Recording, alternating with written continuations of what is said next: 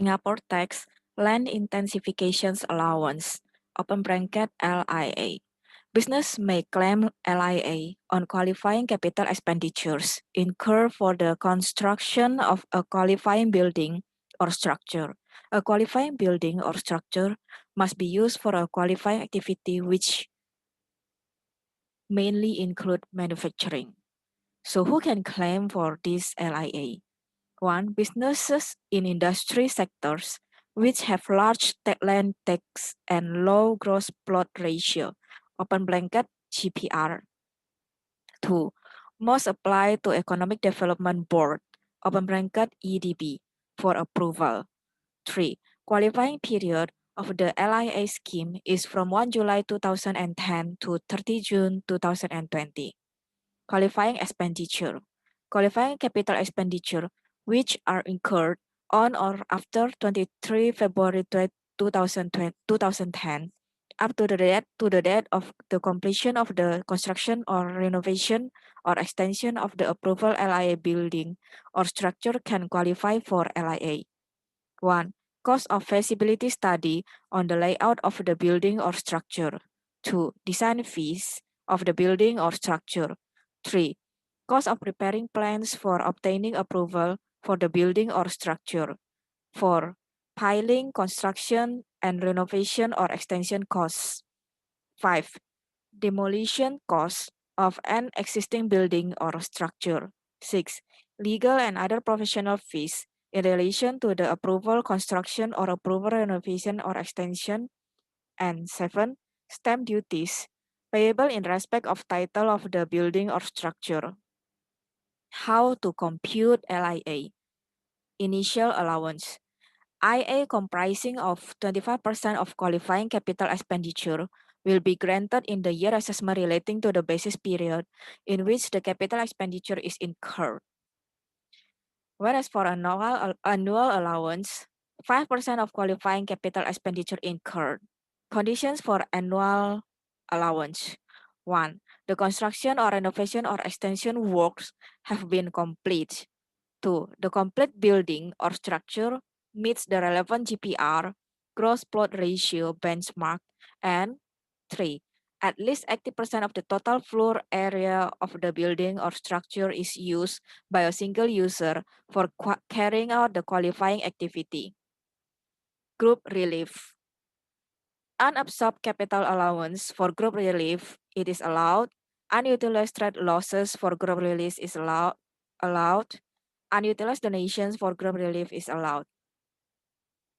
Unabsorbed capital allowance can be carried back together with unutilized trade losses also can be carried back, but it is not allowed for unutilized donations for carryback. Unabsorbed capital allowance, unutilized trade loss, and unutilized donations can be carried forward. Order of utilizations for group relief is 1. Capital allowance. A. Brought forward from previous year assessment. B. Current year assessment, which is FIFO method. Trade losses. A. Brought forward from previous year assessment. B. Current year assessment, FIFO. 3. Donations. A. Brought forward from previous year assessment. B. Current year assessment, FIFO. Must follow the order from capital allowances, trade losses, and then donations. Note: CA and trade losses will be used to set off against trade income first before non-business sources income. Transferor company. Company with loss items to be transferred to another company. Claimant company, transferee.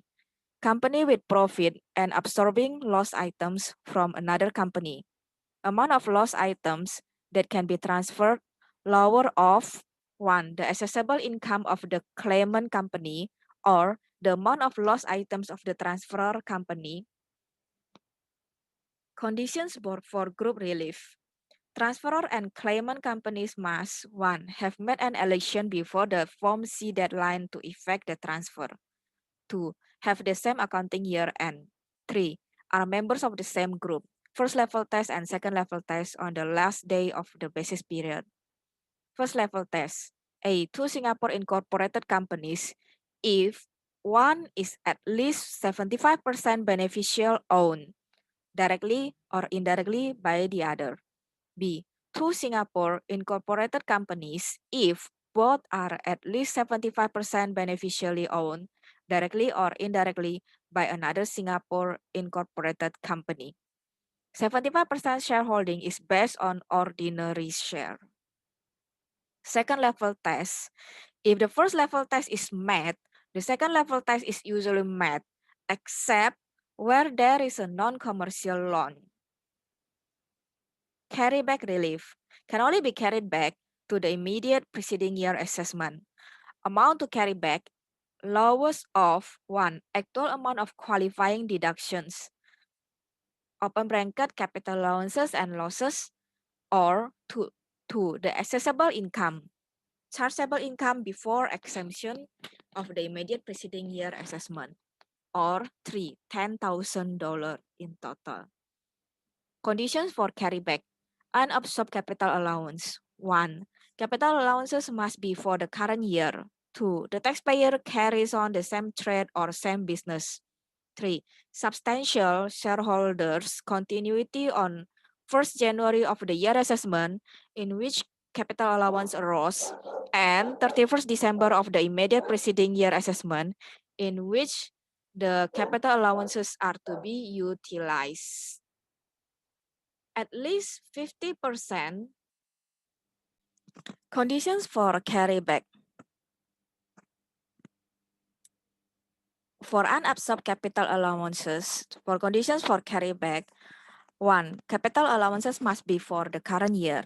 2. The taxpayer carries on the same trade or same business. 3. Substantial shareholders continuity on 1st January of the year assessment in which capital allowance arose, and 31st December of the immediate preceding year assessment in which the capital allowance are to be utilized. For substantial shareholders here, it means that at least 50% of the paid up capital are beneficially owned by the same shareholders. Example, capital allowance arose 9 March 2019, year end 31st December 2019, year assessment 2020. Basis period is 1 January 2019 to 31st December 2019. First date is 1 January 2019. The second date is 31st December 2018. Conditions for carryback for unutilized trade loss. 1. Trade loss must be for the current year. 2. It is a loss incurred in a trade, business, or profession. 3. It is subject to tax if it had been a profit. 4. Substantial shareholders continuity on 1st January of the financial year in which trade losses were incurred, and 31st December of the immediate preceding year assessment in which the trade losses are to be utilized. For the substantial shareholders here is still the same. At least 50% of the shares in the company are beneficially owned by the same shareholders. Carry forward. The conditions for carry forward for unabsorbed capital allowance is: first, the taxpayer carries on the same trade or business. 2. Substantial shareholders continuity on 31st December of the year assessment in which capital allowances arose, and 1st January of the year assessment in which the capital allowance are to be utilized. Substantial shareholders is at least 50% of the shares are beneficially owned by the same shareholders. Unutilized trade losses. 1. It is a loss incurred in a trade, business, or profession. 2. It is accessible if it had been a profit. 3. It had not been allowed before. 4. Substantial shareholders continuity on 31st December of the financial year in which trade losses are incurred, and 1st January of the year assessment in which the trade loss are to be utilized. Unutilized donations can only be carried forward for up to 5 years. Substantial shareholders continuity, same as trade loss carried forward, which is at least 50% of the shares are beneficially owned by the same shareholders. Non-tax residents. Non-tax residents are usually taxed at a flat rate of 15% or the resident progressive rate, whichever results in a higher tax amount on your employment income. Non-tax residents are not entitled to any personal tax relief. Director's fee and all other incomes, example rental, are taxed at the prevailing rate of 22%. If you are in Singapore for 61 to 182 days for non-residents, 15% flat or resident progressive rates whichever is higher. Director's fee and other income at 22%. No tax reliefs. If you are in Singapore for less than 60 days non-resident, your short-term employment income is exempt from tax. This rule does not apply if 1. You are a director of a company, a public entertainer, or a professional in Singapore. Or 2. Your absence from Singapore is an incidental to your Singapore employment, permanent establishment. PE is defined as a fixed place where a business is wholly or partly carried on. It includes a place of management, a branch, an office, a factory, a warehouse, a farm or a plantation, a mine, oil well, quarry, a building or work site, or a construction, installation, or assembly project. Note, there must be source of income before a person is exposed to Singapore tax. Trading in vs trading with. Trading is taxable, whereas trading with is non-taxable. Factors for trading in. Primary factor is 1. The most important for primary factors for trading in is have a permanent establishment or business operations in Singapore. Whereas for the secondary factors to consider for a trading in are 1. Contract signed or performed in Singapore. 2. Title of goods is passed in Singapore. 3. Orders are accepted in Singapore. Last, capital is employed in Singapore. Employment vs self-employed. Employment tax under S101B, whereas self-employed is taxed under S101A. Basis period for employment is preceding a calendar year, whereas the basis period for self-employed is preceding accounting years. For loss, employment is non-deductible, whereas for the self-employed, losses is deductible. Capital allowances is non-claimable for employment, and capital allowances for self-employed is claimable. Bad debts for employment is not deductible, whereas the bad debts for self-employed is deductible if trade debts. Deduction of expenses for employment is most business expenses are paid by employer, whereas deduction of expenses for self-employed is deductible if meet conditions. For CPF, employment is employer CPF contributions taxable if voluntary, exist than statutory. Employees CPF contributions deduct as relief if compulsory. CPF for self-employed is MediSave and voluntary CPF contributions deduct as reliefs.